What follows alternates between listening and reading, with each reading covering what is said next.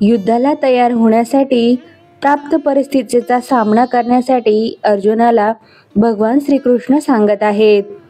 आप्त स्वकीयांना कसे मारायचे या मानसिकतेत अडकलेल्या अर्जुनाला बाहेर काढण्यासाठी भगवान श्रीकृष्णाने सत्याचे तत्वज्ञान अर्जुनाला सांगितले.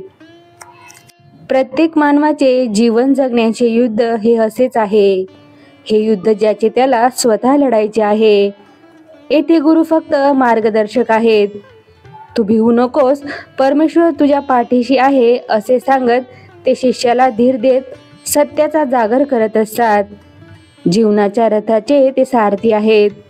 म्हणूनच आपण जे काही घडते आहे ते परमेश्वरामुळे असे समजून जीवनात कार्यरत व्हायचे आहे. सुख मिळाले, दुःख मिळाले ते परमेश्वरामुळे. त्यामुळे दोन्ही समपातळीत पाहायचे आहे. स्वतःचे युद्ध हे स्वतःच लढायचे आहे. हा लढा स्वतःच उभा करायचा आहे. अध्यात्मातील हे तत्वज्ञान समजून घेण्याची गरज आहे. गुरु फक्त आपणात प्रोत्साहित करतात, धीर देतात.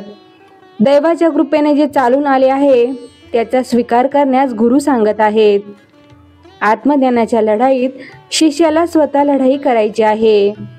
गुरुच्या मार्गदर्शनाखाली शिष्याने केवळ स्वतः प्रगती साधायची आहे. गुरु हा केवळ आत्मज्ञानाच्या प्रक्रियेत संप्रेरकाप्रमाणे कार्य करत असतो. गुरु आणि शिक्षक यातील फरकही यासाठी समजून घ्यायला हवा. शिक्षक आपणास शब्दांची बाराखडी शिकवतात. अ, ब, क, ड, इ हे शब्द शिकवतात. त्यांची तोंड ओळख करून देतात. जे शिक्षक विचारवंत असतात ते त्या शब्दाच्या खोलात जातात. तो शब्द कसा निर्माण झाला इथपासून त्या शब्दांचे भूत, भविष्य, वर्तमान शिकवतात. पण गुरु असतात ते शिष्याला या शब्दाची अनुभूती करून देतात.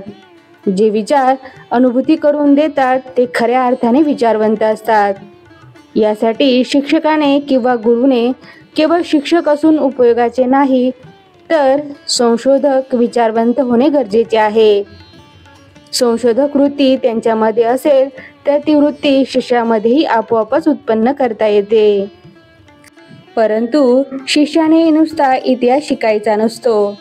इतिहास जाणून घेऊन मनाचे समाधान करून घ्यायचे नसते, तर इतिहास, त्यातील कथा, दंतकथा, आख्यायिका आणि इतिहासाचा खराखुरा नसलेला कल्पित असा भाग पूर्णपणे आकलनाने समजून घ्यायचा असतो.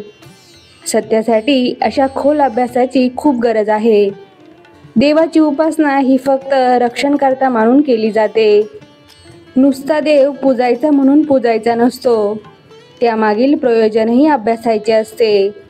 गुरूंची पूजा ही नुसती पूजा म्हणून करायची नसते, तर ज्ञानदानाची परंपरा कायम ठेवण्यासाठी करायची असते. ज्ञान परंपरेच्या संवर्धनासाठी करायची असते.